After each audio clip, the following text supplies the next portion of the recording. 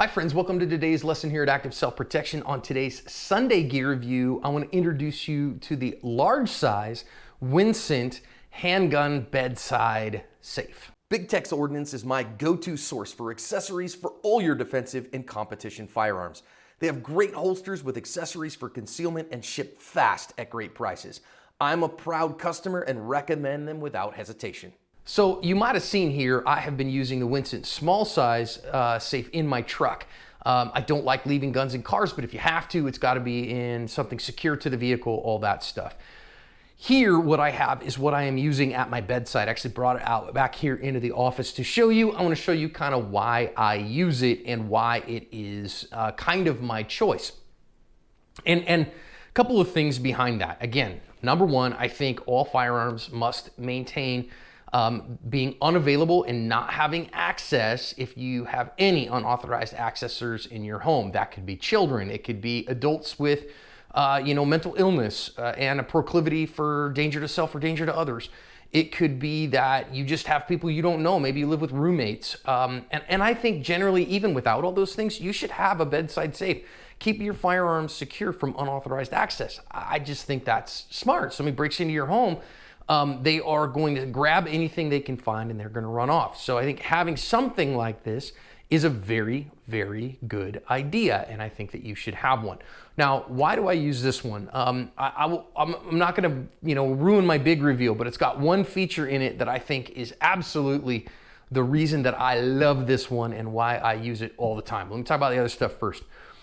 First thing I like on it, 3 different modes of access. So you have right here a key access. They give you 2 keys, and you can see these are not chintzy keys.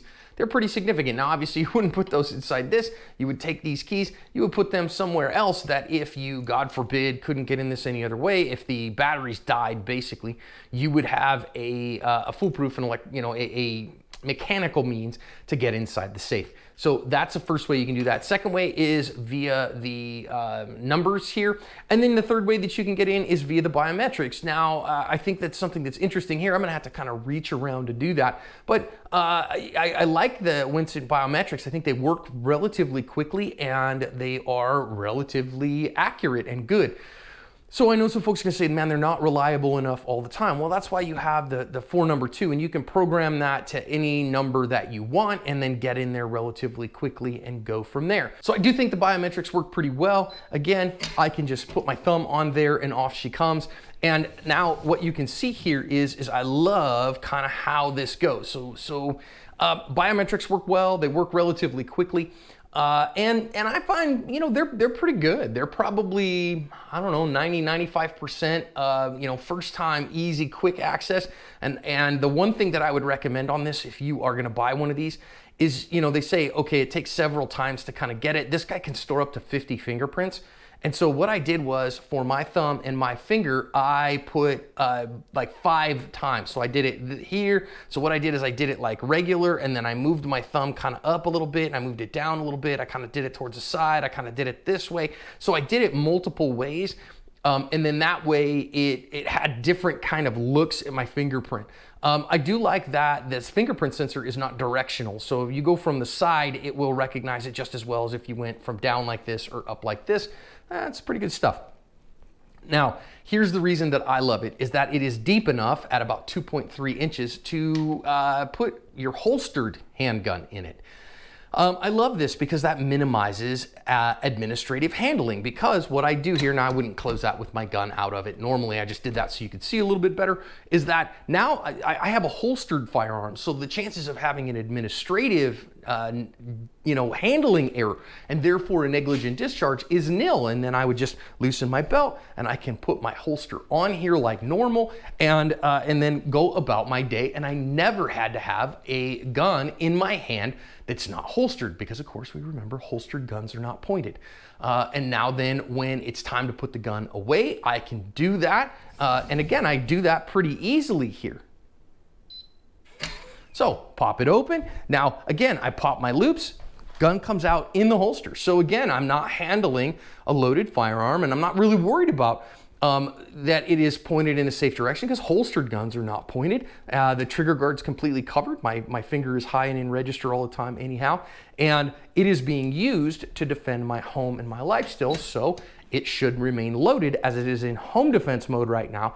If you instead had another gun for home defense and this was not your gun for home defense, you would unload it and I would get a smaller safe. A couple of things I like about it. Number one, I really like how they've designed the latch on this heavier duty one. So you can see here, it's got kind of a clasp on it that it'll grab. But when you close the top, this is going to be very difficult to dig tools under. So this is relatively robust. It's not going to keep a guy with a crowbar or, a real significant toolkit out. That's not what these are designed to do. But I do like that it doesn't have any seams on the outside at all. That's thoughtful, and it's going to be very difficult because your margins are very small here to get something underneath it. I really like that. I think that is a good, useful design feature. Also has on the back here, if you want to mount this, you can either mount it to concrete, wood, whatever. If you wanted to mount it to your, your nightstand or something like that, you can do that, and they do include the hardware for you to do that if that's what you want to do. Now, if you go pick one of these up on their website, it's 180 bucks. That's not cheap, and I recognize that isn't cheap.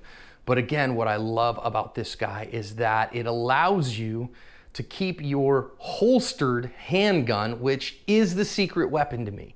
I really want to be able to take my holstered handgun out and be able to put it inside the safe without unholstering the gun if I can possibly do it. If you are an Enigma wearer, this is also big enough size. Now again, this is going to be a little bit harder to use from a home defense perspective, but all I do here is I tuck my Enigma, the belt release underneath, and then this whole guy actually goes in your Enigma. So you don't even have to take the gun out of the Enigma if you're an everyday Enigma wearer. I usually use mine for hiking and then shift to a belt mounted holster when I'm dressed, but some people don't. I also think there's a little thoughtful touch that has a little LED light in it, so then that way you can kind of see what's going on inside. They also added this little foamy stuff. Now, I actually like that, yes, they added the foamy stuff, but they didn't actually secure it down. They actually left that if you want to do that. And I kind of like that, honestly, because if you needed just a little bit more depth or whatever, I'm not really worried about, not scratching up my home defense gun or whatever. So that's a thing. And then that way you can get this off as well to secure it to a desk or the wall if you want to. Now let's talk battery life for a minute. One of the things that I actually like about this guy, it takes 4 AA's, and so, easy to find. It doesn't have a plug-in or anything like that. I'm not sure how long the batteries will last. That's one of the reasons that you have the keys on here. I haven't had it long enough to have the batteries wear out. I've been using it for a couple months now without that problem.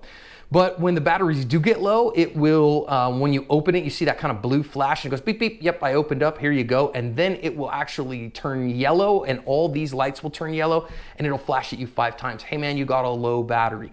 So it won't just like die on you one day. When the voltage starts going down on the batteries, it'll say, hey, rock on, you need to put new batteries in this, and that's the time to go put some new batteries in it. Don't ignore those alarms. Battery compartment is down here and on the inside. I will say, when I had to put these in, it was a pain to get this freaking thing open the first time. So I learned the hard way that what you got to do here is you have to kind of dig from the side and get behind it and under it with your thumb, and then it will finally come up. It took me a little while to figure that out, so now that's from me to you. Also like the strut on this guy. I think it's nice and powerful. It pops up relatively quickly, like you can see that. Doesn't dawdle getting up. Solid click when it goes down. So I like this guy. I think it's a good piece of equipment. I think that we should all secure our firearms, and this is one that I think is a good choice. Hope it helps you.